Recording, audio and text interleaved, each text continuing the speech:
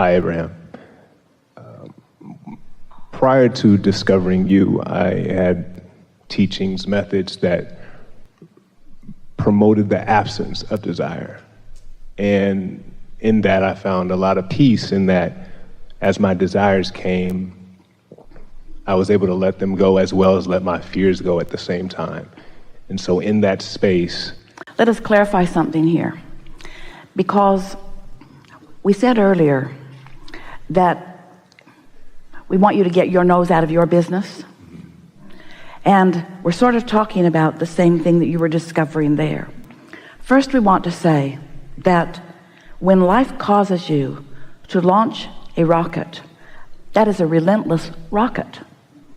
In other words, there's no regression. So once life has caused you to become more, you really have no choice if you're wanting to feel good other than to go in the direction of the more that you have already vibrationally become.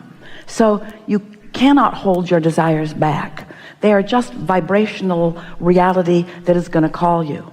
But there is something that sometimes people do when they think that they're focused upon their desire when really they're focused in opposition to it.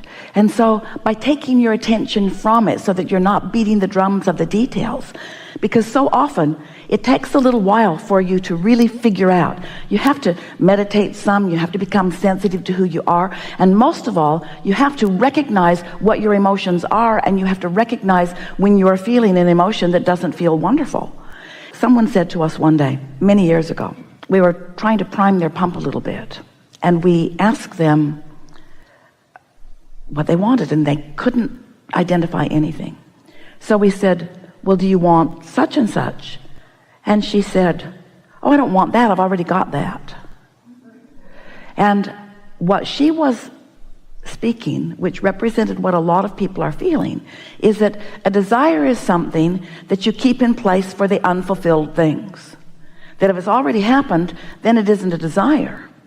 And we want you to understand that what pure desire is, this is the definition of pure desire: complete alignment with the furthest most expansion that you have accomplished.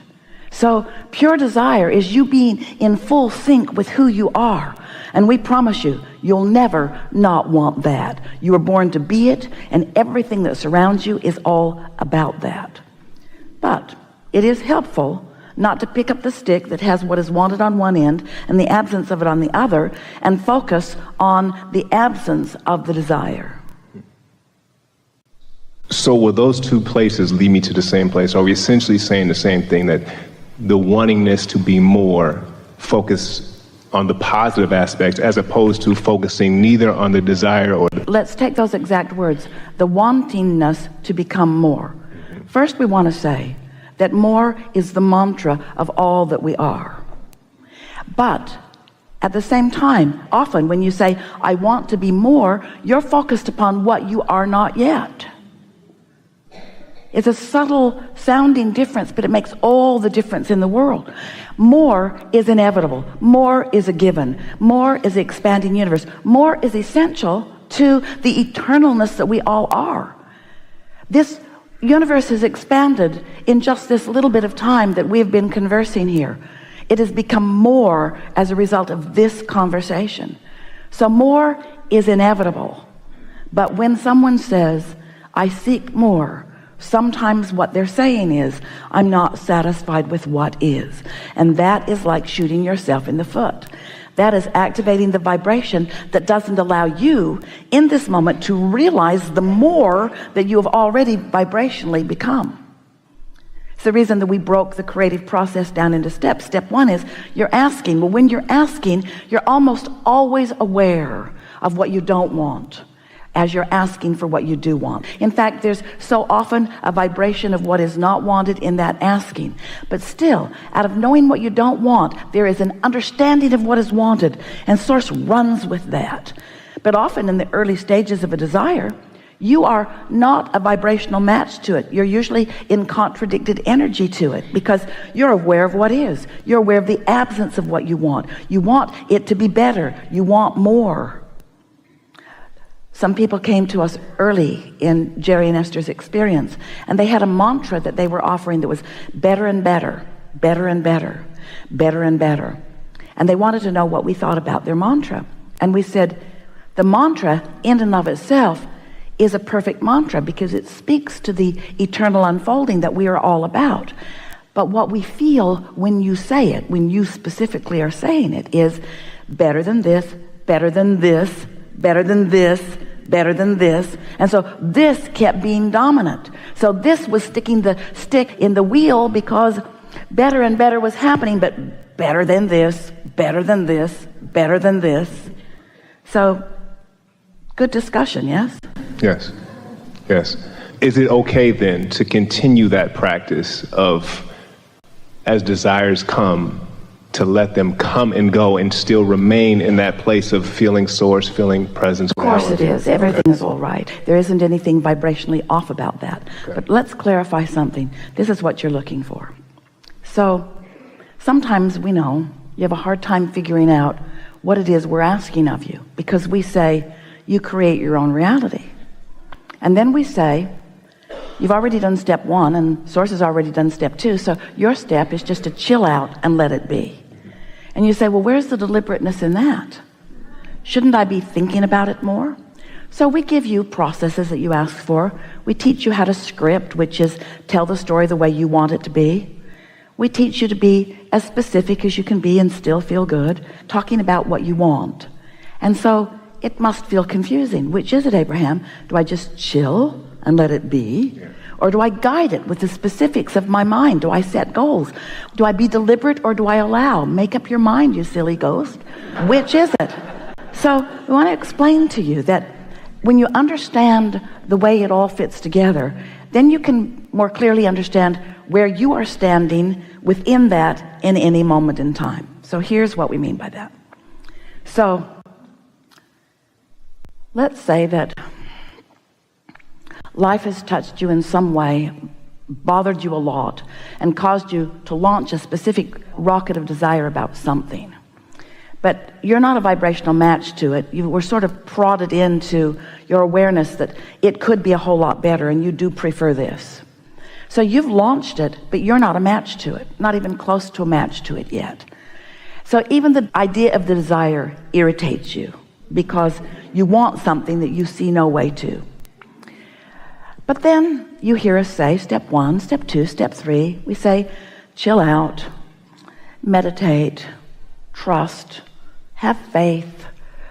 It's a done deal. Don't get in the way of it. And so you do that. You don't beat the drum of what isn't happening. You distract yourself and focus on other things that are working out. And you cease the opposing vibration. Ooh.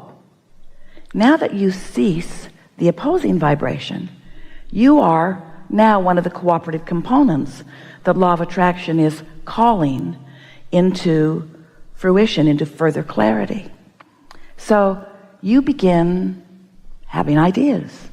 Ideas begin to occur to you because you begin translating the vibration of this vibrational reality into something that is manifested like a thought, manifested like an emotion. Well, now you're beginning to roll. Now you're not resistant, at least in this moment that we are describing. So now is a good time for you to imagine it the way you want it to be, to think about how it will feel, to describe it with more detail if you can, to sort of milk the vibration of it. And what you're really doing, you're practicing the vibration of your pure desire. When it feels good like that, you are no longer practicing the absence of it. You're practicing the vibration of your pure desire. Well, your desire has a life of its own. It has a point of attraction, and it's being tended by your inner being, by the source within you. So as you talk it up with more detail, what you're actually doing is practicing the vibration of what source already has going on. It's you getting in sync with your own desire. It's you coming into alignment with something that you gave birth to, you see. is so delicious. Once you begin to get the hang of that, you can feel, oh, it's too soon for me to talk about it because I'm not yet a vibrational match to it. What do you mean? I'm more actively aware of its absence than I am its presence. So if I talk about it right now, I'm going to do detriment to it rather than benefit to it, because my active vibration is more about what isn't happening than about what is happening. Now others might say, oh, you got to talk about it. If you're not talking about it, then you don't care about it. And it isn't that at all. You do care about it. That's why you are not shooting yourself in the foot by introducing resistance that has been practiced, because once you launch it, it's our promise, it will grow bigger and bigger and bigger. And as long as you are in a place of non-resistance, the ideas will begin to flow.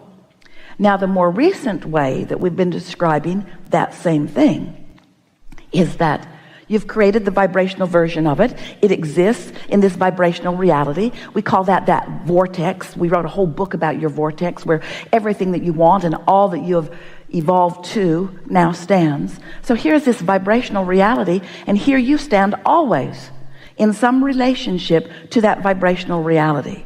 And you can tell when you're close to it vibrationally. Now what happens is the vibrational frequency of that vibrational reality is now perceivable by you. It's perceptible by you. It's receivable by you. It's translatable by you. You begin getting glimpses of it. You begin feeling of it. That's what that feeling of inspiration is. That's what that feeling of passion is. So when you have those feelings, you're right there. You're in vibrational sync with it. Let your mind go as far as it wants to go. We've been calling that the receiving mode. And it really is that, because what you've asked for is all ripe and broadcasting. And if you're not doing that thing you do that's holding you in a different frequency, then you can hear it, you can feel it. And oh, don't you love it when you get on a roll like that? Can't you just feel it when you're tuned in, tapped in, turned on, and it seems that everything in the universe is just opening and yielding to you, and you're going along and going along and going along and going along, and you're just sure that you're on your way to everything you want. You're going, and then all of a sudden it sort of stops, and you say, "Wow, what happened? What happened? I thought I was going to go all the way over the edge with this one. I thought this was going to be the..." And we say, what happened is you were able to feel how much allowance you had already practiced and how far your allowance would take you, and then you came up against some not so much allowance, which now you can begin to work on, which means withdraw your attention from it, which in your last teaching said don't want it anymore. And we say those aren't the right words, because you can't not want it. You do want it. You're not ever going to stop wanting it. Just don't try to keep it active in your mind when what's active in your mind is working against you instead of for you. That makes sense? Thank you. Really, really good. Really, really good. Yeah.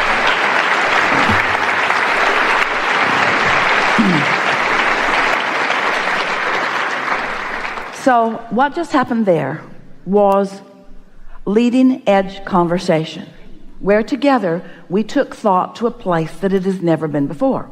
And every one of you went right there with us. Did you recognize it?